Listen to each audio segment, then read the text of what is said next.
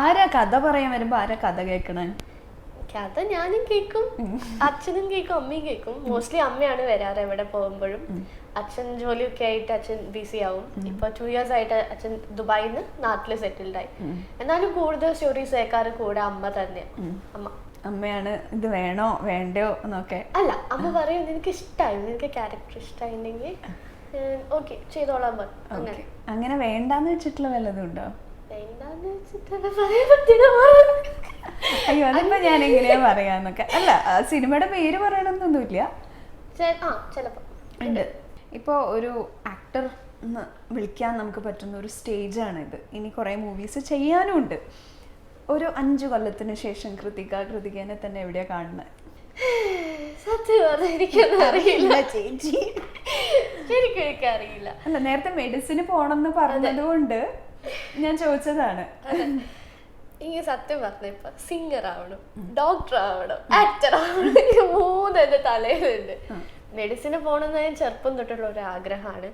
Film വന്ന് ഞാൻ പ്രതീക്ഷിക്കാതെ വന്നതാണ്. സിദ്ധു അങ്കിൾ വഴി തന്നെ. സിദ്ധു അങ്കിളാണ് ഫിലിം ഇൻഡസ്ട്രിയിൽ എന്നെ ഇൻട്രൊഡ്യൂസ് ചെയ്തത്. പ്രതീക്ഷിക്കാതെ വന്നതാണ് ഫിലിം.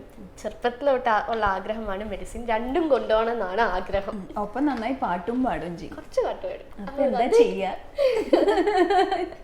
ഞാനിങ്ങനെ ഇൻസ്റ്റാഗ്രാം നോക്കുമായിരുന്നു.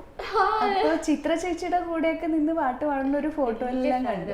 ഓക്കെ, അന്ന് പാടിയ പാട്ട് ഏതാണ്? അന്ന് ഞാൻ ക്ലാസിക്കൽ സോങ്ങാണ് പാടിയിട്ടുണ്ടായിരുന്നത്. ഞാൻ കുറച്ച് കാലം ദക്ഷിണാമൂർത്തി സ്വാമിയുടെ സ്റ്റുഡൻ്റ് ആയിരുന്നു. കുറച്ച് അപ്പോൾ അങ്ങനെയാണ് സ്വാമിയുടെ ദക്ഷിണാമൂർത്തി സംഗീതോത്സവത്തിലും ഫസ്റ്റ് ആയിട്ട് സ്വാമി എന്നെ അവിടെ പ്രെയർ പഠിപ്പിച്ചു. പിന്നെ അവിടെ തൊട്ടിട്ടുള്ള എല്ലാ വർഷവും സ്വാമി എന്നെ കൊണ്ട് അങ്ങനെ ഫസ്റ്റ് ഡേയിലെ പാട്ട് ഒരു പ്രെയർ പോലെ പഠിപ്പിക്കുക. അങ്ങനെയാണ് കെ ചിത്ര ആൻറ്റി അവരൊക്കെ കണ്ടത്. എന്നാ പാട്ട് ഇപ്പൊ ഒന്ന് പാടണം. ക്ലാസിക്കല് വേറെ സോങ് മതിയോ? പഴയൊരു സോങ്. അത് പറഞ്ഞപ്പോ എനിക്ക് അത് കേൾക്കാൻ ഒരു ആഗ്രഹം. രഘുനായക നീ പാദയുഗ, രഘുനായക നീ പാദയുഗ, രഘുനായക നീ പാദയുഗ, രഘുനായക നീ പാദയുഗ.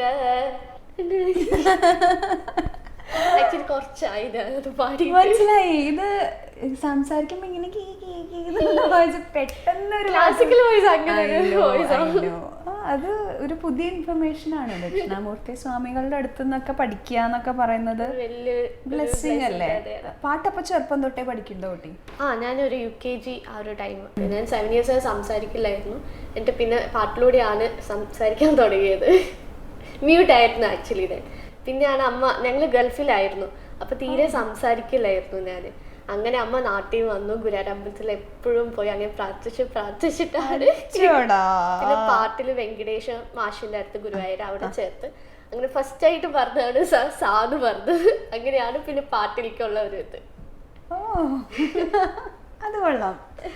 അപ്പൊ ഗുരുവായൂരപ്പനാണ്. അതെ, കണ്ണൊക്കെ നിറയണോ ഗുരുവായൂരപ്പനെ പറ്റി പറയുമ്പോ? ഇപ്പൊ നിർത്താണ്ടായില്ലേ സംസാരം? അതിപ്പോ ഭയങ്കര അമ്മയ്ക്ക് പറയും നിർത്തി സംസാരം എന്ന് പറയേണ്ടി വരും. So happy for you. Like ഇതൊരു ബാക്ക് സ്റ്റോറി ഇങ്ങനെ ഉണ്ടായിരുന്നു എന്നൊന്നും അറിയില്ല. ഒരുപാട് പേർക്ക് അറിയോ? എനിക്കറിയില്ല. ഇല്ല, കുറച്ച് വളരെ അടുത്തറിയുന്നവർക്കേ അറിയാൻ സാധ്യതയുള്ളൂ അല്ലേ? Anyways so nice. ഇനി നല്ല നല്ല പാട്ടുകൾ പാടണം. ഡോക്ടറും ആവണം, നല്ല ആക്ടറും ആവണം. വെറുതെ ഒരു നാഷണൽ അവാർഡൊക്കെ വീട്ടിൽ കൊണ്ടുവന്നിരിക്കട്ടെ.